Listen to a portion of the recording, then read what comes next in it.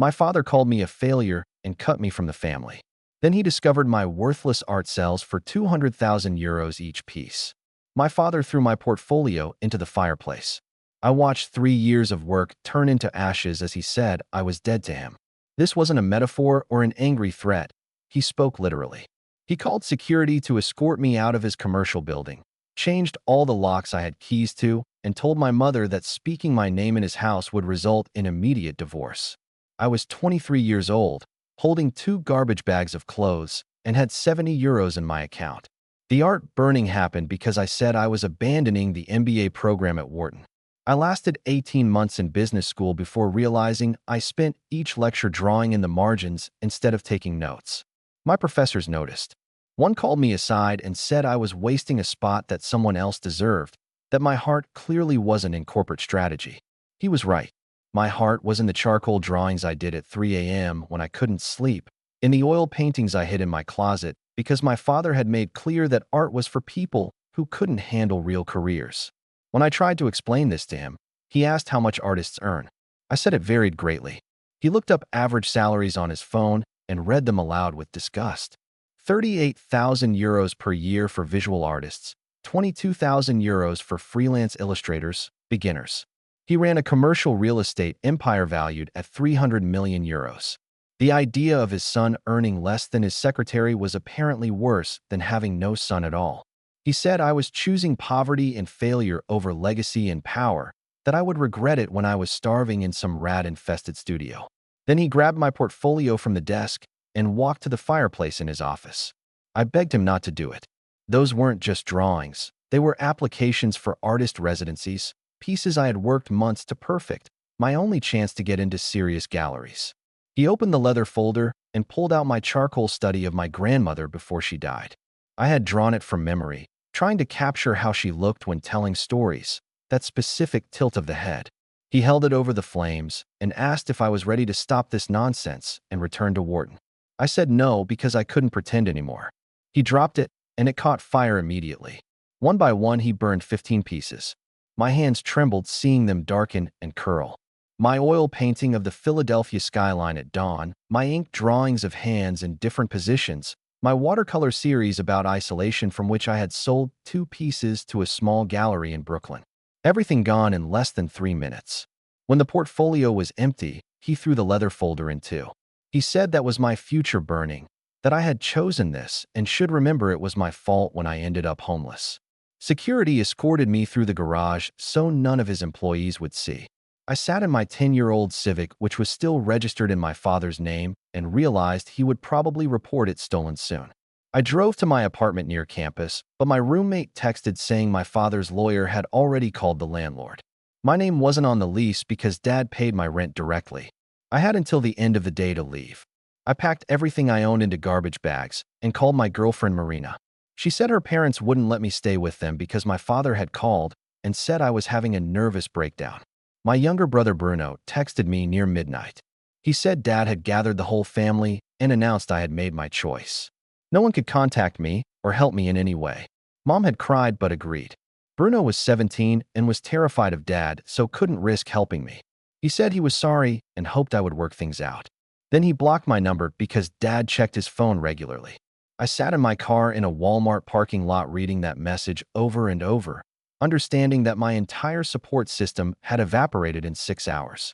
I slept in my car that first night with everything I owned piled in the back seat. The next morning, I drove to a cafe and used the Wi-Fi to search for jobs. I had no degree now, no references because all my internships were at my father's company, and no permanent address. I applied to 43 jobs that day. Waiter, salesman, warehouse worker, anything hiring immediately. I got 3 responses asking for addresses and references. On the 3rd day, I was rationing protein bars and filling my water bottle in gas station bathrooms. I finally got a job at a call center that paid 11 euros per hour. Training lasted 2 days and wasn't paid, but they said I would start regular shifts after. I showed up every day in the same clothes, washing them in gas station sinks at night. The other trainees noticed, but no one said anything. On the 2nd day, my car was towed from the apartment complex parking lot where I was sleeping. My father had reported it stolen exactly as I thought. I couldn't pay the impound fees, so I lost the car and everything in the back seat I hadn't taken to training. When I showed up late on the third day because I had to walk 6 kilometers, the supervisor said I was clearly unreliable and they couldn't offer me the position. I stood in that fluorescent lit break room and felt something break inside my chest. I was homeless Carlos and no one would hire me because I looked and smelled like someone who slept on the street. I walked to the public library and locked myself in a bathroom stall and cried for the first time since my father burned my art. The library became my base. I could use computers, charge my phone, stay warm, and use the bathroom. I learned to clean myself in the sinks well enough not to look obviously homeless. I kept my situation secret and spent hours applying for jobs, researching emergency housing, and trying to figure out how to survive. At night, I slept in a downtown park under a pavilion where other homeless people gathered. Some were kind. An older veteran named Raymond showed me which churches had free meals on which days. A woman named Alice told me about a day labor site that paid cash. Day labor kept me alive. I showed up at 5 a.m. and was picked for construction site cleanup or warehouse loading. The work was brutal and paid minimum wage in cash. No overtime, no breaks that weren't legally required. But it was something. I saved every euro I could, eating one meal a day at the church that served dinner. After 2 weeks, I had enough for a week at a long-stay motel. I paid cash and got a room that smelled like mold and cigarettes. For a week, I had a bed and a shower and a door that locked. It felt like luxury. During those days at the motel, I bought a cheap sketchbook and pencils at a Euro store. I could not draw. It was like breathing, something I needed to survive. I drew the other motel residents. The exhausted mother with 3 kids in one room. The older man who sat outside chain smoking. The night desk clerk who studied community college textbooks between guests. I captured their faces and bodies with an accuracy that surprised me. Without formal instruction, I had developed my own style over years of secret practice. I could see the weight of people's lives and how they carried it in their shoulders and the lines around their eyes. One of the motel residents saw me drawing. Her name was Veronica, and she managed a vintage clothing store downtown. She looked at my sketchbook and said I had real talent. I told her the brief version of my situation, and she offered me a job at the store, minimum wage, but fixed hours, and she would let me keep art supplies in the back room. I started the next day. Veronica was in her 50s, covered in tattoos, and had walked away from her own wealthy family 30 years ago. She understood what it meant to be cut off. The store was in a trendy neighborhood full of galleries and cafes. I worked 6 days a week helping customers and organizing stock. With fixed income, one rented a tiny studio apartment in a dangerous neighborhood. The building had cockroaches and the heating barely worked, but it was mine. No one could take it away because my father didn't know about it. I bought a used mattress on OLX and ate instant noodles most nights. Every euro left over went to art supplies. I painted in the few hours I wasn't working, covering my walls with pieces because I couldn't afford canvases for everything. After 4 months, Veronica asked if she could display some of my drawings in the store. She had empty wall space and thought they would match the aesthetic. I was terrified of exposing my work publicly, remembering my father burning my portfolio, but I agreed. She hung 6 charcoal drawings near the register. They were studies of hands, faces, architectural details of the city. I didn't expect anything to result from it. They were just drawings filling empty walls. A woman came in 2 weeks later and stood in front of my drawings for 20 minutes. She introduced herself as Simone Beaumont, owner of a contemporary art gallery 3 blocks ahead. She asked who the artist was, and Veronica pointed to me folding shirts in the corner. Simone studied my face, then looked back at the drawings. She asked if I had more work. I told her about the paintings covering my studio walls because I couldn't frame them properly. She said she wanted to see them. I took Simone to my apartment the next day, embarrassed by the cockroaches and peeling paint. She didn't care about the space. She walked through my studio looking at each piece, and I saw her face change. She saw something in my work I hadn't been able to articulate. She stopped in front of a large canvas I had done of the homeless camp where I slept in the first weeks. I had painted it from memory, trying to capture the humanity in faces most people looked away from. The way Raymond's hands trembled when he drank coffee, the kindness in Alice's eyes despite everything she had survived. Simone turned to me and said my work had something galleries paid 6 figures for. Raw authenticity mixed with technical skill that normally took decades to develop. She asked where I studied, and I said I did 18 months at Wharton before dropping out. No formal art training besides high school classes I took in secret. She looked shocked then thoughtful. She said she wanted to represent me, that she could sell my work to serious collectors if I let her. I didn't believe her, but had nothing to lose. We signed a representation contract at the gallery office.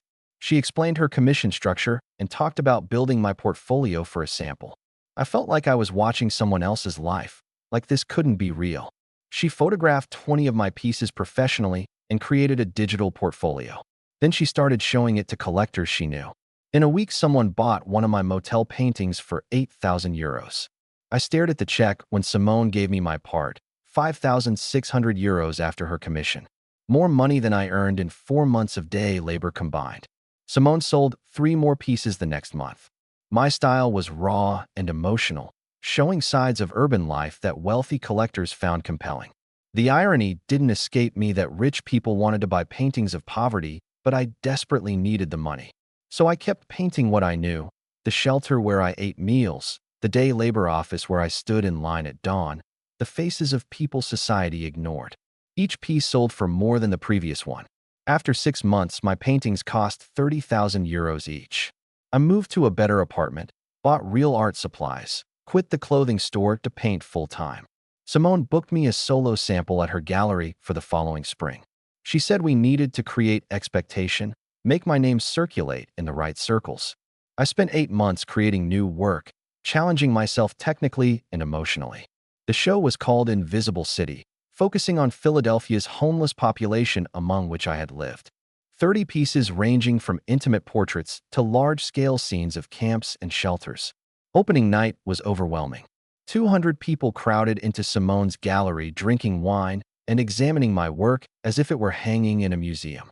Art critics from major publications showed up. Collectors I had never heard of asked detailed questions about my process and inspiration. By the end of the night, 23 pieces had been sold. Prices ranged from 45,000 to 85,000 euros. After Simone's commission, I had earned over 900,000 euros in one night. I couldn't process it. A year ago, I was sleeping in a park. Now I had almost 1 million, and critics were calling me the most exciting new artist in contemporary American realism. The Philadelphia Inquirer published a story about me with photos of my work. New York Magazine included me on a list of emerging artists to watch. My Instagram followers went from 300 to 30,000 overnight. Galleries in New York, Los Angeles, and London reached out through Simone asking about availability. That's when my father found out. My brother Bruno saw the article in the Inquirer and sent it to him thinking it would make him proud. Instead, my father called Simone's gallery pretending to be a potential collector. He asked detailed questions about me and my background, trying to find out if it was really his son who should be failing miserably. When he confirmed it was me, he showed up at my apartment without warning. I had moved to a better place in downtown, a 1-bedroom with real heating and no cockroaches. I was home painting when someone rang my apartment aggressively. I checked the video intercom and saw my father standing outside. He was in a suit looking exactly like the day he cut me off. My hands started trembling. I almost didn't let him up, but a part of me needed to face him. I opened the door for him to come up and opened my door, seeing him climb the stairs. He entered my apartment, and I could see him cataloging everything. The canvases stacked against walls, the quality of my furniture, the expensive easel and professional lighting I had bought. His face was hard to read, alternating between anger and something else I couldn't identify. He said he had seen the article about my sample, about the prices my work was selling for. He had done research and discovered I was being collected by major museums, that galleries in 3 countries wanted to represent me. I said nothing, just stood waiting. He asked why I hadn't contacted the family after clearly having success. I said he burned my portfolio and said I was dead to him, that he made everyone block my number and turn my mother against me, that I had been homeless and terrified while he lived in his mansion. He dismissed it as if it were irrelevant. Ancient history. He said families had disagreements, but blood was blood, that he was proud of what I had achieved and wanted to help me manage my success. The word help made my stomach turn. I asked what he thought he could possibly help me with. He said I clearly needed financial advisors, lawyers, people who understood complex money management. He ran a 300 million euro company. He could introduce me to the right people, ensure I wasn't being taken advantage of by gallery owners or parasites. He could help me transform this artistic success into a real empire. I realized he wasn't there to apologize. He was there because I had proven valuable despite his predictions, and he wanted to control the situation. It was a business negotiation for him, not a reconciliation with the son he had abandoned. I told him to leave. He looked genuinely surprised, as if he couldn't understand why I wouldn't want his help. He said I was being emotional and immature, that I should think about it logically. Smart people accepted help from successful people. I opened my door and said again to leave. He didn't move. He said we should discuss this like adults, that throwing away family connections out of pride was foolish. I grabbed my phone and said if he didn't leave immediately, I would call the police. He finally walked to the door, but stopped at the entrance. He said I would regret this, that I would come running back as soon as I realized how hard it was to sustain success without proper guidance, that the art world would chew me up and spit me out in a year. I closed the door in his face and locked it. I immediately called Simone and told her what happened. She said we needed to protect me legally, that family appearing after success often caused problems. She connected me with an entertainment lawyer named David Reeves who had worked with artists dealing with complicated family situations. I met with him the next day. David listened to everything from the portfolio burning to my father's unexpected visit and said we needed to establish boundaries immediately with legal support. David drafted a formal cease and desist letter. It stated that my father had completely cut our relationship when he rejected me, that he took deliberate actions to destroy my art and my life, and that I didn't want contact. If he continued trying to insert himself into my career, I would seek a restraining order. He had no legal claim over anything I created or earned after rejecting me. David sent it by certified mail to my father's office and house. My father responded by calling my mother for the first time in months. She had been quietly following my success online, liking Instagram posts from a fake account she thought I didn't know about. When my father realized I was serious about cutting him out, he tried to use her as mediator. She called me crying, saying she had made a mistake not defending me before, that she wanted to be part of my life again. I asked if Dad told her to call. She went quiet, then admitted he suggested she reach out. I said I loved her but couldn't trust her. She had chosen him over me when I needed her most. She let me leave with garbage bags of clothes and never called to check if I was alive. She allowed every cruel thing he did because it was easier than opposing him. Now she wanted back in because I had succeeded despite them. She said it wasn't fair, that she had been in an impossible position. I said she had choices and she made them. Then I hung up. My younger brother Bruno reached out afterward. He was 20 now, finishing at Penn, following exactly the path my father laid out.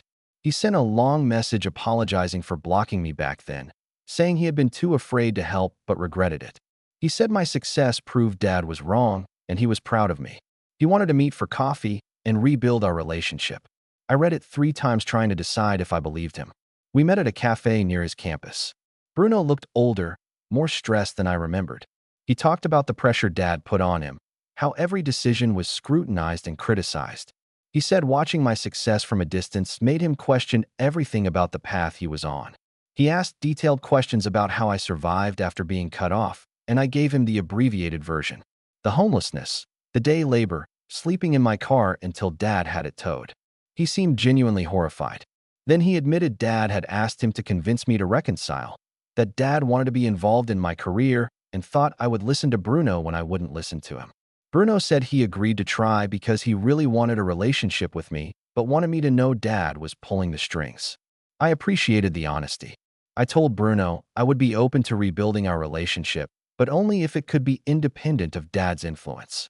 He said he would try, though we both knew it wouldn't be easy. Simone booked me a sample in New York 2 months later at a prestigious gallery in Chelsea.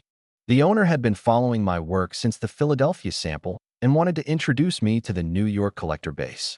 I created 12 new pieces for it, going beyond homelessness to broader themes of American class disparity. I painted corporate offices next to food banks, luxury apartments next to homeless camps, the visible wealth gap most people pretended not to see. The New York opening was even bigger than Philadelphia. The gallery was huge. 3 floors of white walls and perfect lighting. Collectors flew from Los Angeles, Miami, London. Museum curators showed up with acquisition budgets. By the end of opening night, all 12 pieces had been sold. Prices climbed again. My large-scale works cost 120,000 euros each. The smaller pieces sold for 60 to 80,000 euros. After the gallery commission, I had earned almost 900,000 euros in one night for the second time. I couldn't process it. A year ago, I was sleeping in a park. Now I had almost 1 million and critics were calling me the most exciting new artist in contemporary American realism. Art Forum published an interview with me that night. The reporter asked about my background and training, and I gave the true version. Wharton dropout, rejected by my wealthy father, 18 months homeless and doing day labor. I learned to paint myself in stolen hours. She asked if my father had seen my success, and I said yes, but we were distant. She pressed for details, sensing a story. I kept it vague, saying some families don't understand artistic pursuits. The article came out 3 weeks later with the headline From Homelessness to High Art: How Maxwell Dempsey Transformed Poverty into Six-Figure Paintings. It was a 6-page feature with photos of my work and quotes from major collectors explaining why they paid so much. The piece detailed my father's real estate empire and his rejection of my artistic ambitions. It quoted unnamed sources saying my father burned my early work and deliberately made me homeless. The contrast between his wealth and my suffering made compelling reading. That article was republished everywhere. The New York Times published a follow-up. The Washington Post did a profile. NPR interviewed me for their arts program. Suddenly, I wasn't just a rising artist. I was a symbol of rejecting family expectations and succeeding against all odds. Art students reached out saying I inspired them to pursue their work despite family pressure. People shared the articles with comments about their own difficult parents and choosing unconventional careers. My father lost his mind. The publicity was humiliating for him in his social circles. His friends and business associates were reading about how he rejected his son and made him homeless for wanting to paint. The articles made him look cruel and petty, especially now that my work sold for 6 figures. He started calling me directly, leaving voicemails that ranged from angry to pleading. I didn't respond to any of them. He escalated, calling Simone's gallery. He told her staff he was my father and demanded she stop representing me because I was mentally ill, that I had misrepresented our family situation to make him look bad. Simone recorded the call and sent it to David, my lawyer. David added it to the file we were building. He said if my father continued harassing my professional contacts, we would have enough for a restraining order. Then my father tried a different approach. He hired a private detective to investigate my finances and relationships. The investigator contacted people I knew, asking questions about my lifestyle and spending habits. He interviewed Veronica at the vintage store, asking if I seemed unstable or dishonest. He tracked down Raymond, the veteran who helped me when I was homeless, and asked if I had exaggerated my experiences. People started calling me worried about a man asking invasive questions. David filed for a restraining order. We included everything: the burned portfolio, the cease and desist letter, the harassing calls to Simone, the private detective. We requested my father stay at least 500 meters away from me, my home, and my professional contacts. The hearing was scheduled for 3 weeks. My father hired expensive lawyers who argued I was being vindictive against a father who just wanted to reconnect with his successful son. I testified about the day he burned my portfolio, about sleeping in my car until he had it towed, about the 18 months I spent homeless and terrified while he lived 20 minutes away in his mansion. I brought my brother's messages showing my father ordered the whole family to cut contact. I played Simone's recording of him demanding she stop representing me. The judge listened carefully, taking notes. My father's lawyers argued it was a family disagreement being exaggerated, that cutting off an adult son wasn't abuse, it was tough love meant to teach responsibility, that my father had every right to try to reconnect after I had success. The judge asked my father directly if he burned my art portfolio. My father admitted yes, but said it was to shock me into taking life seriously. The judge asked if he knew I was homeless. My father said he assumed I would figure it out, that I had always been resourceful. The judge granted the restraining order. She said my father's actions showed a pattern of control and punishment, not love or concern, that appearing only after I became financially successful suggested opportunistic motives instead of genuine reconciliation. The restraining order required he stay away from me and cease all contact, direct or indirect. If he violated it, he would face criminal charges. My father stood up in court and said I would regret this, that I was turning my back on family and would end up alone despite my success. The judge said he was dangerously close to contempt and ordered him to sit. He left the courthouse surrounded by his lawyers, and I left with David. I felt relieved, but also empty. I had legally severed ties with the person who raised me, and there was no going back from that. The restraining order made news because my father was a prominent businessman. Local media covered it with headlines about family estrangement and toxic parents. Some people praised me for establishing boundaries. Others criticized me for cutting off my father when he clearly provided for me growing up. The comment sections were vicious, debating whether I was brave or ungrateful. I stopped reading them after a few days. My art career continued rising. Simone booked me shows in London and Los Angeles. Museums started acquiring my pieces for their permanent collections. The Museum of Modern Art bought one of my Homeless series paintings for its contemporary wing. Prices kept climbing. Within 2 years of my first solo show, my work was selling for 200,000 euros per piece. I had become one of the most commercially successful artists under 30. The financial success was surreal. I hired a wealth manager to handle my money properly. I bought a house in Philadelphia with a separate studio building in the backyard. I established a foundation that funded art programs in underprivileged schools. I donated to homeless shelters and day labor organizations. I tried to channel my success into helping people who were where I had been. It felt important to use the money meaningfully instead of just accumulating it. My mother reached out one more time, not calling but sending a handwritten letter. She said she understood why I couldn't trust her, that she had failed me when I needed her most. She wasn't asking for reconciliation or access to my life. She just wanted me to know she regretted it, that seeing me succeed despite everything made her proud and ashamed simultaneously. She said she would respect my boundaries and wouldn't contact me again. The letter sat on my kitchen table for weeks. I read it several times, feeling complicated emotions I couldn't untangle. I decided to respond. I told her the truth about those 18 months of homelessness, the fear, the humiliation, the nights I seriously considered giving up. I explained I couldn't have a relationship with her because she chose Dad over me when it mattered most, and I didn't trust that wouldn't happen again. But I appreciated the apology and hoped she found peace with her choices. I sent it and felt the weight of closure. Bruno and I maintained a careful relationship. We would meet for coffee every few months when he wasn't too involved in Dad's business. He had started working for the company after graduation, following the path I rejected. He seemed quietly miserable, but unable to imagine another life. I tried not to pressure him, knowing he had to make his own decisions. He said Dad never mentioned me anymore. He had basically erased me from family history.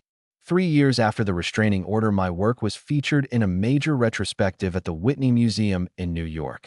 It was a huge honor, the kind of institutional recognition that cemented an artist's career. The show included 50 pieces covering my entire body of work, from those early motel drawings to my most recent large-scale installations.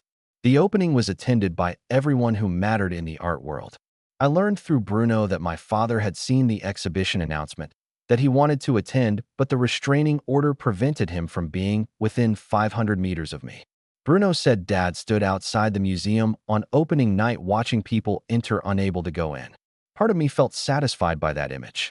He burned my portfolio and said I would fail. Now my work hung in one of America's most prestigious museums, and he couldn't even see it. The art world validation was incredible, but the real satisfaction came from helping other artists. I started a scholarship program for artists from low-income backgrounds, giving them stipends to create work without financial pressure. I funded studio spaces and supplies. I used my platform to highlight other artists who struggled with family rejection or poverty. Success felt meaningless if I kept it entirely for myself. I ran into Veronica, the vintage store owner, who gave me a job at a Philadelphia art opening. She hugged me tight and said she had followed everything, that she was proud but not surprised. She knew I had talent when I was folding shirts in her store. I said she saved my life by giving me that job, that I wouldn't have survived without her kindness. She said that's what people who walked similar paths do for each other. We stayed in touch after that meeting monthly for coffee to talk about art and life. Raymond, the veteran who showed me how to survive homelessness, reached out on social media. He had seen articles about me and wanted to tell me he was doing better. He got transitional housing and was working on his sobriety. I met him for lunch and we talked about those early days. He said he always knew I would get out of that situation, that I had a drive most homeless people had lost. I said he taught me survival skills I still used, ways to be resourceful that served me in the art world. 5 years after being cut off, I was established enough that my success was no longer questioned. I had proven I could sustain a career, that it wasn't a fluke. My work sold consistently at major auctions. Galleries competed to represent new pieces. I was profiled in every major art publication. The narrative of my background, the rejection and homelessness had become part of my artistic identity. People saw my work as more authentic because of what I survived to create it. My father's real estate empire started having problems. Bad investments, changing markets, and partners who read about his family situation and quietly distanced themselves. His reputation took hits he couldn't fully recover from. I learned through Bruno that Dad blamed me. He said the negative publicity from our estrangement damaged his business relationships, that if I had just handled things privately instead of getting restraining orders and talking to press, everything would be fine. Bruno called me one night sounding stressed. He said Dad had been diagnosed with early Alzheimer's, that doctors expected decline over the next 5 to 10 years. Dad was already showing memory problems and personality changes. Bruno said Dad asked about me, confused about why I wasn't around. Bruno wasn't sure if Dad genuinely wanted reconciliation or if the disease was making him forget our estrangement. He asked if I wanted to know. I thought about it for days. Part of me felt satisfied that Dad would decline while I continued succeeding. Another part felt sad that this would be the end of his story, forgetting everything, including the son he destroyed. I told Bruno to keep me updated, but I wouldn't visit. I had made peace with the end of our relationship. Disease didn't change what happened or make those wounds heal. 6 months later, Bruno called again. Dad had gotten significantly worse. He didn't recognize him half the time. Mom was overwhelmed trying to care for him. Bruno had started therapy to deal with his own complicated feelings about watching Dad fade. He said the person declining wasn't really the same person who cut me off, that the disease had erased so much of who Dad was. I listened, but didn't change my position. The restraining order was still active. I wouldn't go back. I focused on my work instead. I started a series about generational trauma and family dysfunction. The pieces were darker than my usual style, exploring the psychological weight of rejection and the scars left by conditional love. Critics called it my most mature work, evidence of emotional depth beyond technical skill. The series sold out before the show opened. Each piece went for more than 250,000 euros. My mother sent a final letter. She said Dad was in memory care now, that he had declined to the point where he needed professional full-time help. She wasn't asking me to visit or reconcile. She just wanted me to know in case it mattered. She said she understood the choices I made and respected them. She hoped I was happy and at peace with my life. The letter felt like a real goodbye this time. Acknowledgement that our family had fractured beyond repair. 7 years after that day in Dad's office where he burned my portfolio, I got a call from Bruno. Dad had died at the memory care facility. The disease had taken him, gradually erasing memories and personality until almost nothing remained. Bruno said the funeral would be small and private. He didn't expect me to come, but wanted me to know. I thanked him for calling, and we talked for a few minutes about childhood memories from before everything fell apart. I didn't attend the funeral. I said my goodbyes years ago when the restraining order became final. Instead, I spent that day in my studio painting. I created a piece about closure and complicated grief, about mourning the father I needed instead of the father I had. It was one of my most personal works, and I kept it for myself instead of selling it. Some pieces weren't for galleries. A decade after being cut off, I'm one of the most successful contemporary artists working today. My pieces sell for 300,000 to 1 million euros and more at auctions. I've had retrospectives at major museums worldwide. Art history professors teach classes about my work. Young artists cite me as an influence. The success is everything my father said I would never achieve. Everything he tried to prevent by burning my portfolio and making me homeless. The sweet justice is that my success happened specifically because he rejected me. Because surviving that rejection gave me something authentic to paint. I still think about that day sometimes, watching my work burn as he told me I was dead to him, the ash rising up the chimney, years of drawings disappearing in minutes. The absolute certainty he had that I would fail without his guidance and money. The contempt in his voice when he said art was for people who couldn't handle real careers. He was wrong about everything, and he died knowing it. That has to count for something.